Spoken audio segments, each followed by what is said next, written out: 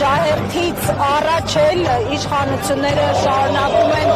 այսպես ասած, տարբեր հայտարարություններով կասկածի տակ դնել ցեղասպանության փաստը, ամեն դեպքում նաև պնդում են, որ իրենք երբեք չեն հեռանում հիշողությունից, ժխտողականություն չունեն, բայց եւ պահանջում են անկախության հռչակագիրը հեռացնել սահմանադրությունից, այս քաղաքականությունը մեզ ուր է տանելու։ Այն որ իշխանությունը վաղուց է ուրացել համահայկական օրակարգը, դա բոլորին է հայտնի, որովհետև սկսած Արցախի հարցից, վերջացած ցեղասպանության միջազգային ճանաչման հարցից, իշխանությունը ոչ միայն հետ է տանել, ակնհայտորեն գնացել դրա ժխտողական քաղաքականության ուղղությամբ, արտաքին գործերի նախարարի հայտարարությունը, որը նաև բխում է նրանց քաղաքական առաջնորդի այն հայտարարությունից, որ մեր համար օրակարգային հարց է միջազգային ճանաչման հարցը, վերաբերմունքն է իշխանության այս կարևորագույն հարցի։ Ընդ որում նաև պետք է ուշադրություն դարձնել այն հանգամանքները, որ հատկապես այս թեման առաջին պլան բերեց այն բանից հետո, երբ որ իշխանությունը 20 թվականից հետո հատկապես տեսանի ձևով սկսեց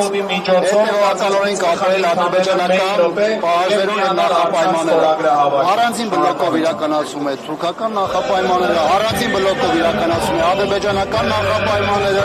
եւ բնականաբար այս իրավիճակում էլ մենք տեսնում ենք, որ սա ոչ միայն չի բերում իշխանության խոստացած խաղաղությանը, այլ շատ ավելի է խոցելի դարձնում Հայաստանի Հանրապետությունը։ Բայց հենց որ հայտարարություն եղավ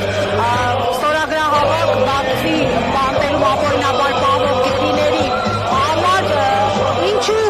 սա էլ տեղից չի շարժվում, լուծումները քաղաքական են դրա համար, թե բավարար չափով ջանքեր չեն տարվում։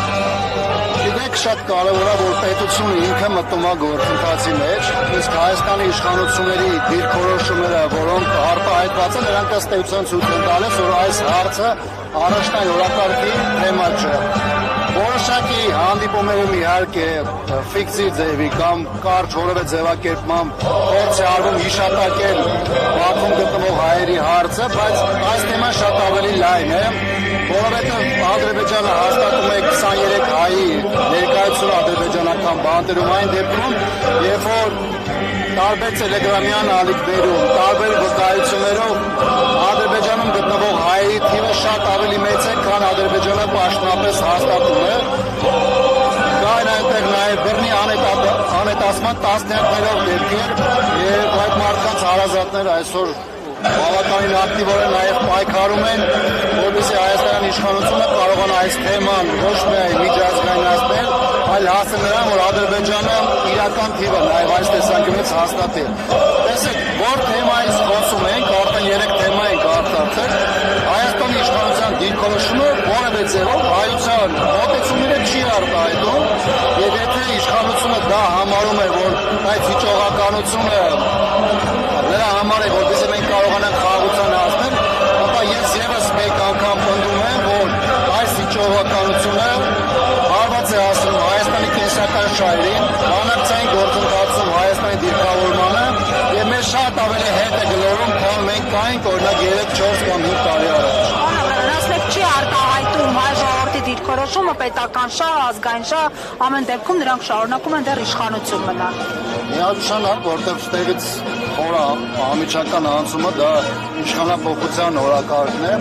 Հայաստանում գործող եւ ազգային դիրքերից հանդես եկող բոլոր կենսունակ եւ առողջ ուժերի հենց մոտեցումը դրանով է արտահայտված, որովհետեւ մենք ինչ գլխավոր խնդիրների մասին խոսում ենք, մեր համար գոնե հստակ է, որ դրանք առանց իշխանության փոփոխության չեն լինելու,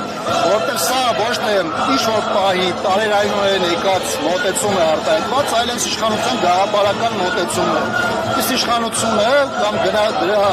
գլխում կանգնած գլխավոր գործող անձիկ իրենք գաղափարապես են այդ դաշտում։ Երբ որ ասում են, որ դուք ներկայացնում եք թուրքական նարատիվը, եւ դուք ասում եք դուք ներկայացնում եք թուրքական օրակարգ, դա նրանց չի վիրավորում։ Նրանք համարում են, որ դա է Հայաստանի ճանապարհը, հասկանում եք, եւ այստեղ գաղափարական բևեռացում, ասա մենակ քաղաքական հարց չի։ Գաղափարապես այդ մարդիկ են այդպեսի եւ սրանով է պայմանավորված, որ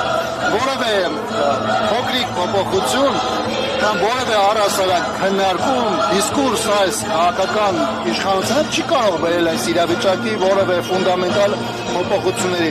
Այլ ընտրանքը, որը ի վերջո քաղաքացու որոշման հիմքում է, անկախ դրանից դա ընտրության միջոցով է, փողոցում է, թե ինչպես է, դա մեր հասարակության պետք է դառնա որոշումը։ Մենք գնում ենք այս ճանապարհով, թե գնում ենք այս ճանապարհով։ Իշխանությունը ներկայացնել է իր դիրքորոշումը, որը ճակերտավոր այսպես կոչված խաղաղության օրակարգի տակ է եւ մեր ժողովուրդը տեսել է, որ դա որևէ կենսունակություն չունի, որտեղ դա մեզ բերել է պատերազմ, դա մեզ բերել է